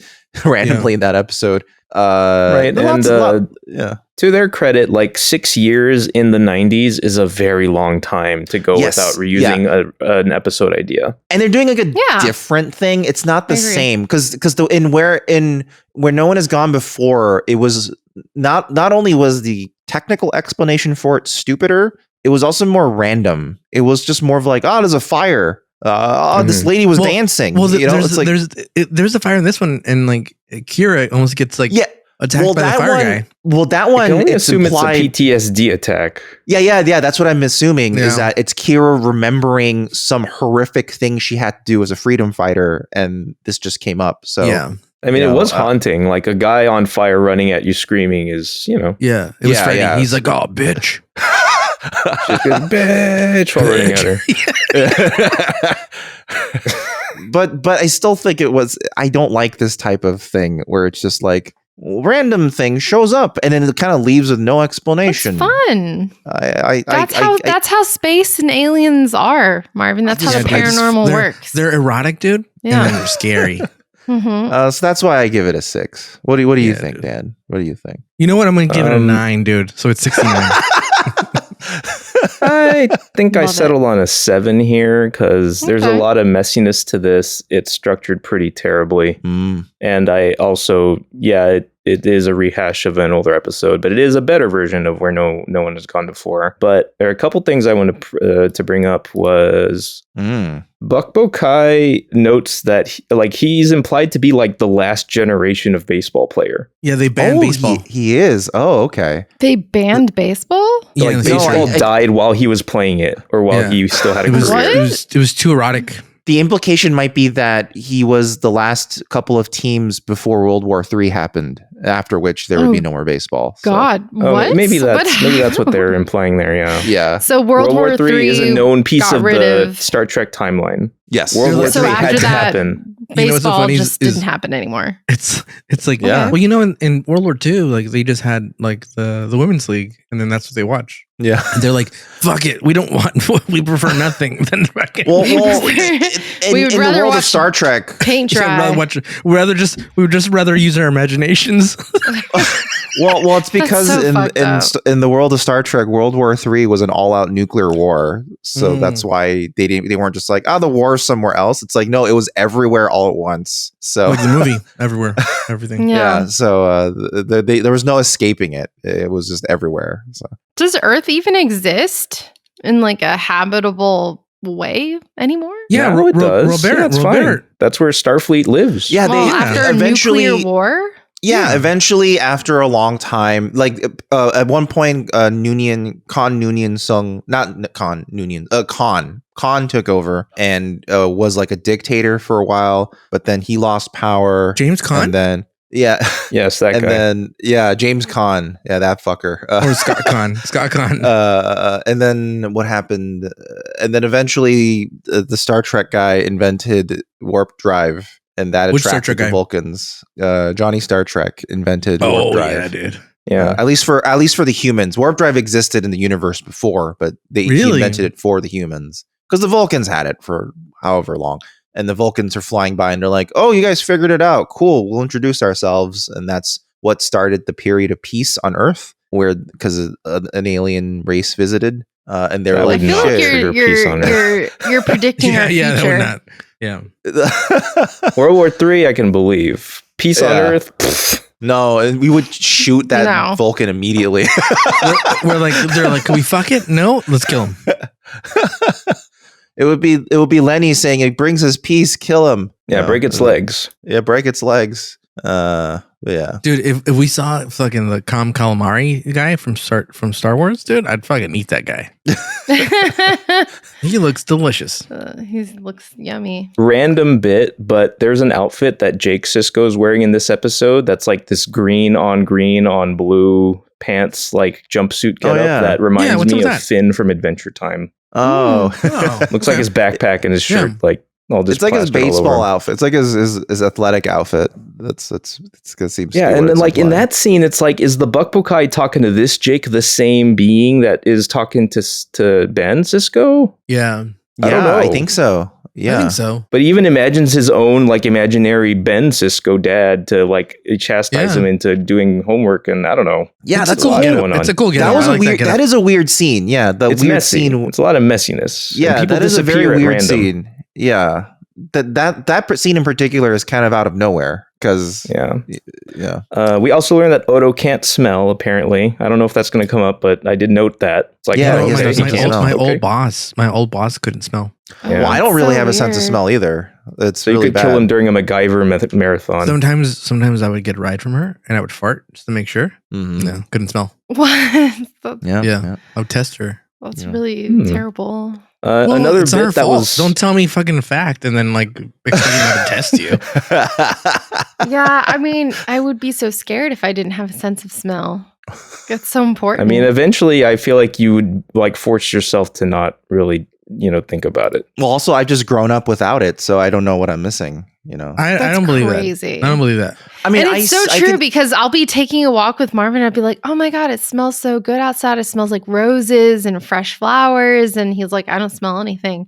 I'm like, Yeah, Wait, so Marvin, do you smell food before you eat it ever? So No, food I I don't can think so. smell. Why?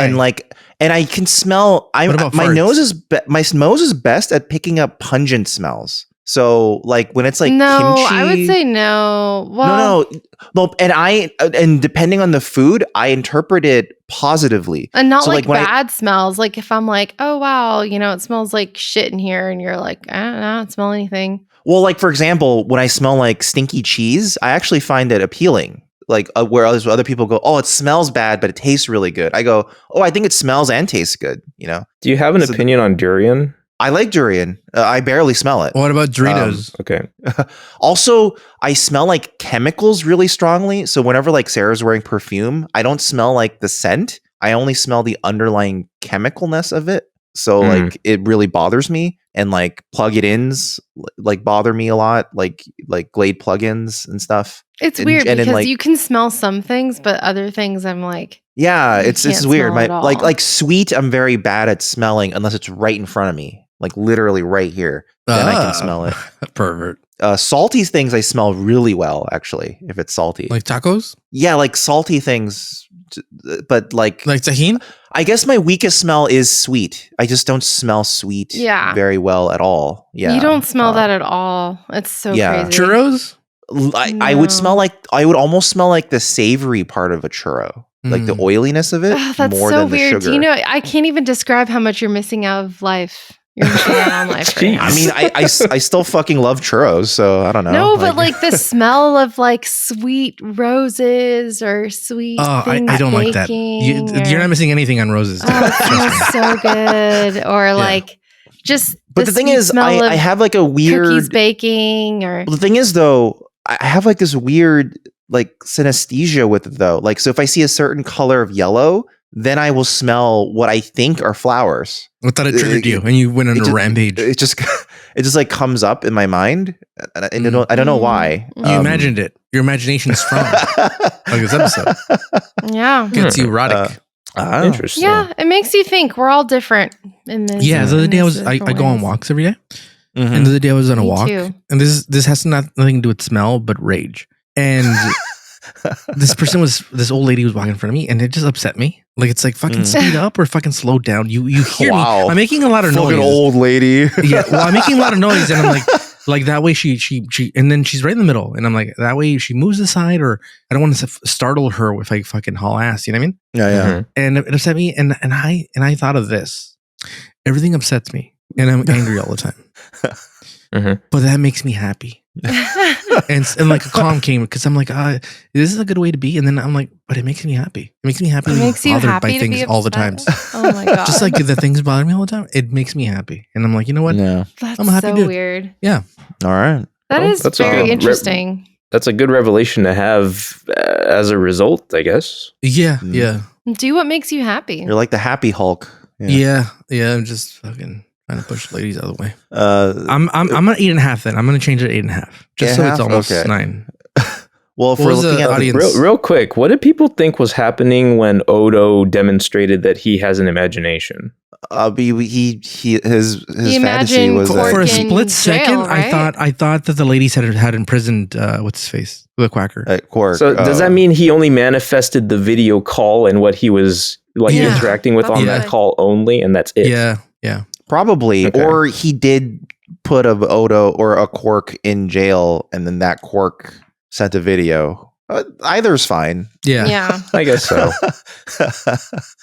So if you look at the Discord this week, this is probably the most spread out the numbers have ever been on Discord, to the point where the winning number actually doesn't mean much. So there's a helpful member of the Discord named Imagine Nathan who put together a bunch of statistics for us.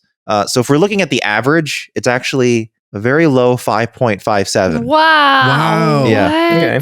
But the median was 6. And the Okay. mode, I'm which is the one shocked by that that. the mode, which is the one that had the most votes, was 7, but only by a few votes. So really, the average is like 5.5. That's Wow. what. Yeah. So this All right, was a good one for me. I'm aligned with the mode. That's crazy. I I'm really all love mode. this episode. 8.5. I love it a lot. And usually I don't like agree it. with Sarah. Yeah, I usually think- we don't agree. So.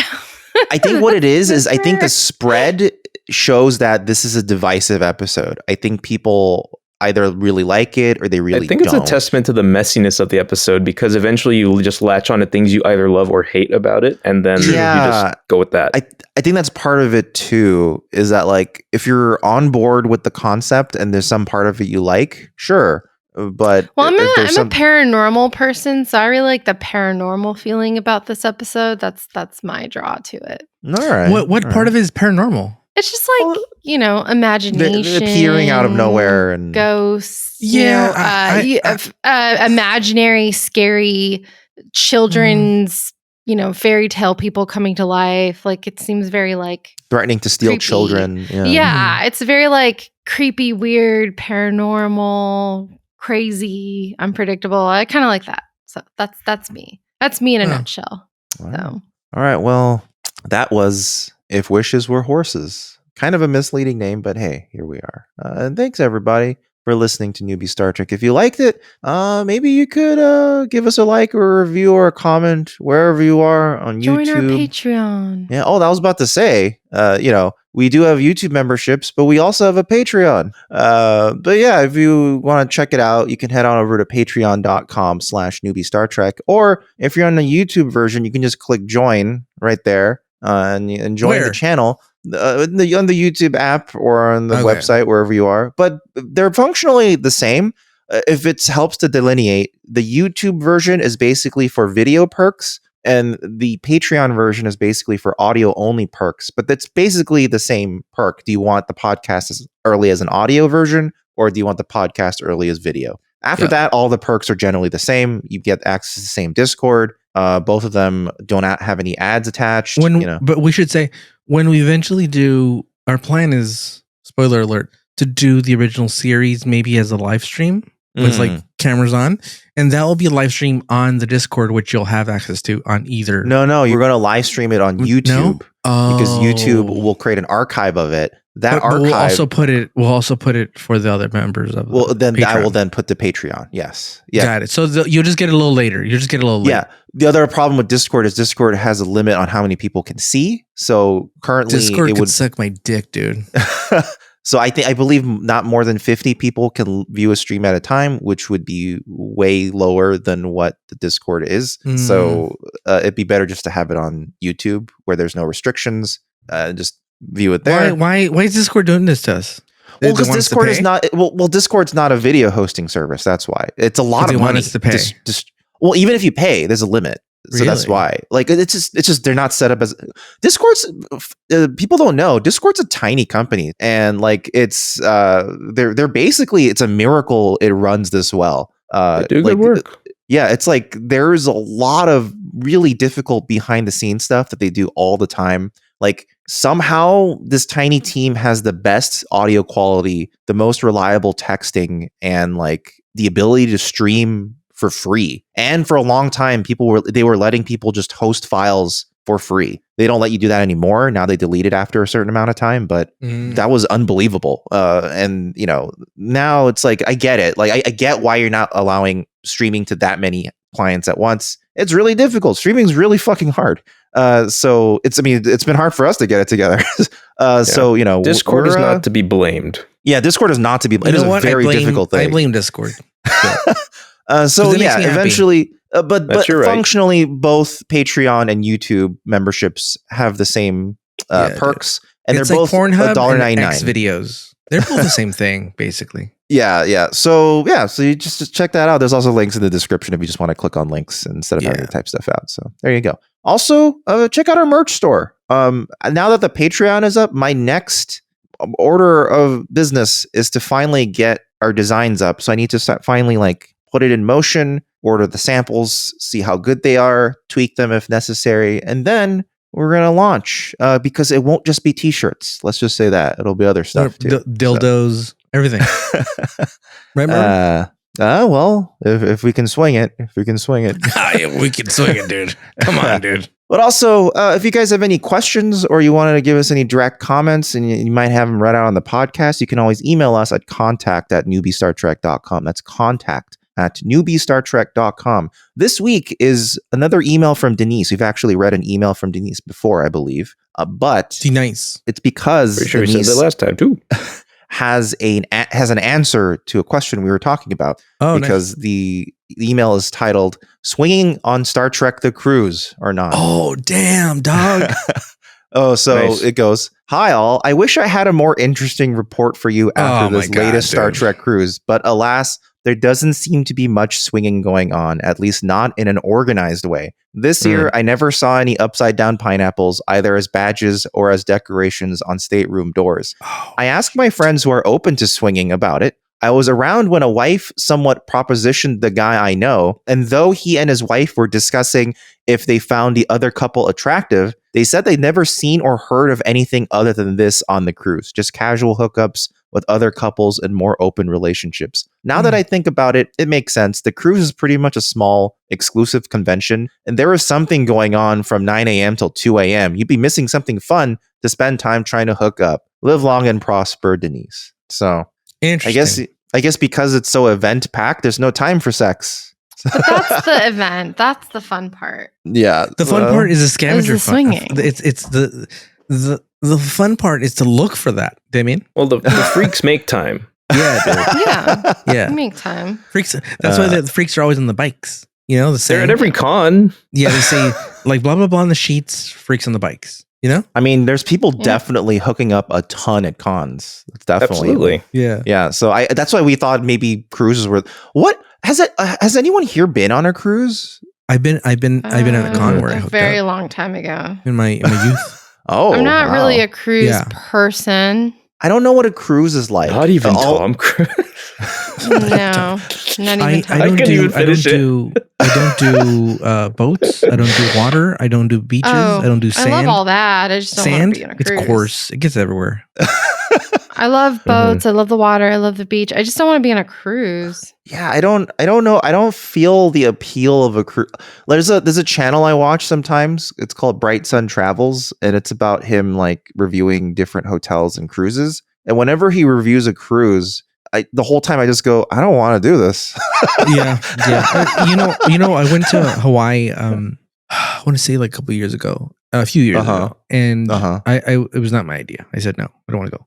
Oh, Hawaii's great though. My mother-in-law was like, "Come on, let's go." And so we all went. It was a family outing, and then I said, "I don't want to go to the beach." And in Hawaii, you're crazy. And she's like, "How about 22 minutes?" And I literally timed it, and then they left. Why? Wow. It's so beautiful. I hate the beach, dude. You don't understand. That's so crazy. Seriously, Anakin was right, dude. The sand is coarse; it gets everywhere, and I fucking hate it. Hawaii's good beaches. It's not like Hawaii's so fun. Also, I mean, I've never been, but also, God, I get that they get money by tourists, but we've been fucking up their shit up for. Oh no, that's a different issue altogether. Yeah, we really shouldn't go there that often, that much with that many people. We're the problem. I remember when I went, like every time I would drive through anywhere that's not the beach, you would see signs of like, go away, stop coming to the island. Yeah. Well, here's the thing. Inherently, Which island? Every vacation is I was in like Maui. Yeah. Okay, that makes more sense. Yeah. every vacation I go to, no matter where it is, there comes a point where it's not depression. I don't get depressed at all. It's not, it's like melancholia kind of thing where I realize like this happens a lot at Disneyland. A friend of ours works for Disney and we go a lot. And like halfway through the day, I get this feeling where I'm like, oh my God, all this thing was built on like racism and like anti-Semitism. Oh yeah. You mean like, you have a break in reality? Yeah. And like, breakthrough. and it's not sadness or anything. It's just it's like, Yeah. Oh, ugh. okay. Yeah. So when I was in Hawaii, when I first Hawaii went, too. when I was in Hawaii, I went with my mom. And my mom was like trying to like, she had like a lot of points from business trips. So like it was essentially like paid for. And then like part of the points she used was to like, let's go to like a luau thing and like go to like a thing. But it was like this whole like pre-planned thing where you go to like a visitor center and like you wait White as Lotus they, like, style. Yeah, like that. And then like I remembered halfway through, I felt like really like emotionally sick.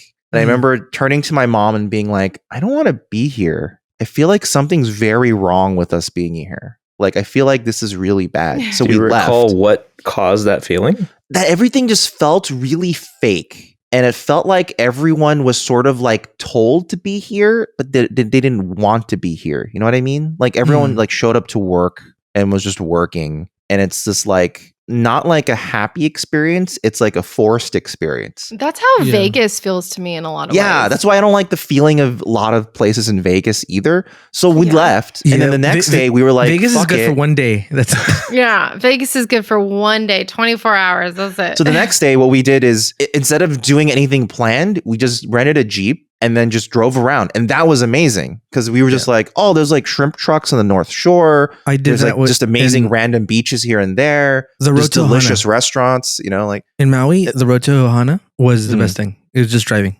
Yeah. So just driving around was just much better. And then, I think before I said Maui, I meant Oahu because a friend of mine just went to Maui. So I was in Oahu. And just driving around. You know what? Let's re-record this, dude. Let's start from the top. But I drove, and then when we drove around, I was like, and then after about 2 days of that, I was like, okay, let's do something more stereotypically Hawaiian. And I was like, that's when I got my Hawaiian shirt of Hawaiian shirts. Okay. From a vendor. And then, and then we kind of just did like we went to Waikiki and we're like, yeah, it's super packed, so let's not hang out there. There was plenty of other beaches to hang out in. We went to the national park that was there. It was more fun to like just enjoy the place as it exists versus like some sort of weirdly catered experience. Sure. And I think ever since then, every time I've approached any travel, that's how I've always felt. Like, I think I feel weird when it's some sort of like catered experience. I feel like really uncomfortable because I feel like it's not real. Yeah. My favorite things are not to do, like, my favorite place in the world is France. This is my favorite place in the world. Right.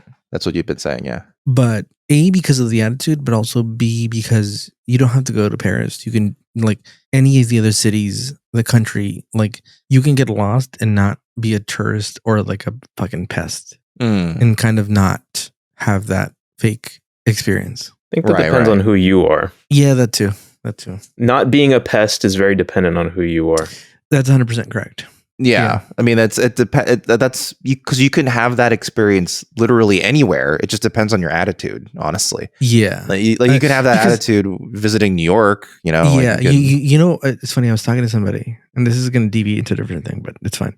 If I get the wrong food or my order's wrong, I never complain about food. Ever. Oh yeah, I just I don't I got do this. that This is what I got. Fuck it. I find it shocking when people are like, "Can you send this back?" I'd be like, "That's shocking to me." Yeah. Whenever like anyone does that, I'm and like, people are like, what? "Well, you're paying for it." It's like, yeah, it's still like, to me, the inconvenience of waiting for something or like it going like it's just like I'm gonna call it an L. If I didn't like it. To me, it's just like, this happened to be one of the bad experiences, and I'll chalk.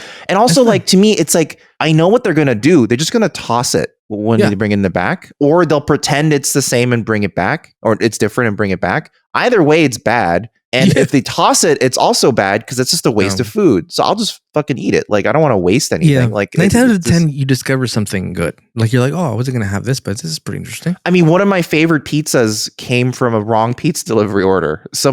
We ordered our usual like Domino's deep dish, and we ended up getting a regular crust, extra sauce, pepperoni, and jalapenos. And we're like, fuck it, let's eat it. It was fucking delicious. And we're like, we're gonna order this every time. Nice. So. It just happens sometimes, just roll with it sometimes. But I know it's really weird especially Sarah, for me to be the one saying just roll with it, because I'm like one of the worst people in the world at rolling with something. But I think when it comes to like a restaurant, I tend to be like, I don't want to cause any problems. One of my least favorite things is immediately modifying an item on the menu like to hell as you order it.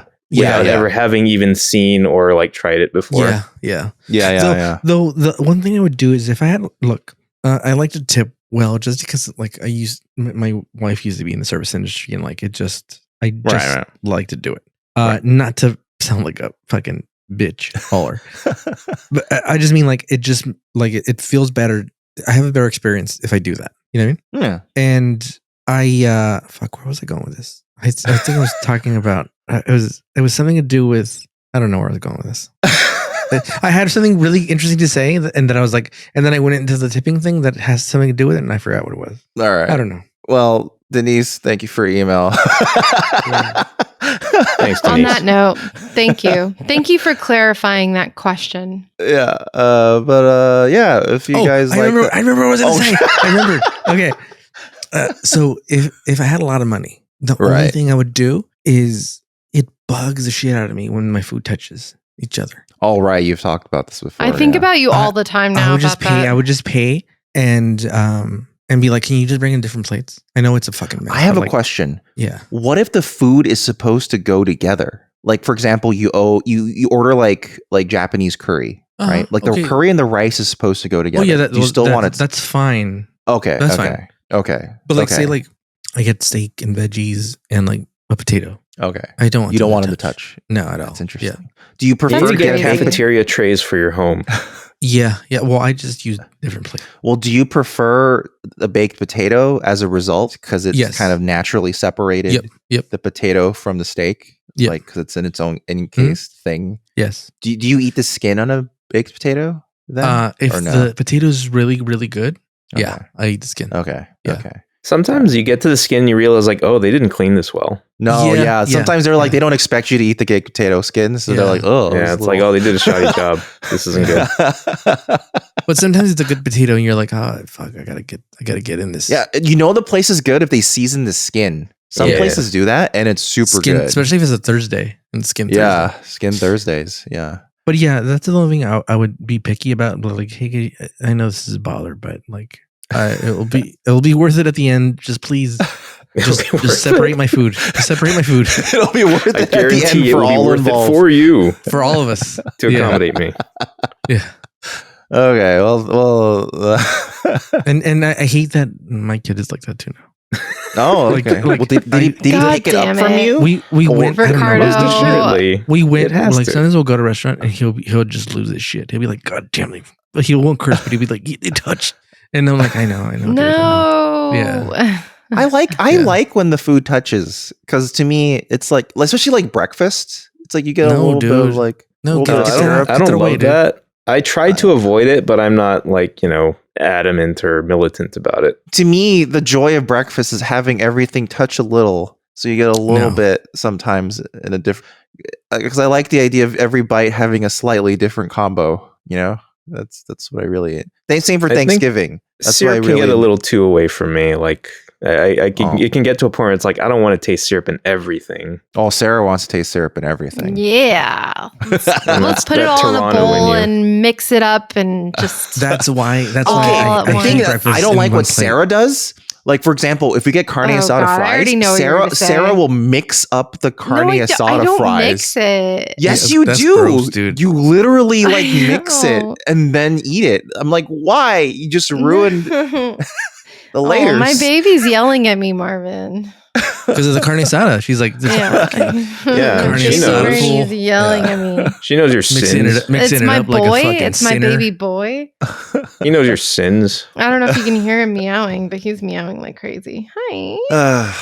Well, all right, everybody. Well, thank you, everyone. Well, if you guys liked what we do, you can head on over to our website, fugitiveframes.com. It's got links to all the stuff we do. Including I note to self, put the Patreon link up on fugitiveframes.com. Okay. That should be there now. But also one of our other podcasts is Would You Stay Tuned? Yeah, you know what? By the time this episode comes out, our Utopia episode will be out as well. And you know what? I hate that you hated that show. I hated that, dude. Wow. What? Spoiler alert. Why are you spoiling the whole episode? Because that's how much rage I have, dude. I didn't hate it. I just didn't feel compelled to keep watching. Don't let him lie to you. All right. Next time we're gonna go back to Newbie Star Trek. Not Newbie. We're going next time. Next time we're going back to TNG. Yeah. We're going back to Newbie Star Trek. Back it is back to Newbie Star Trek. Kelly. Yeah.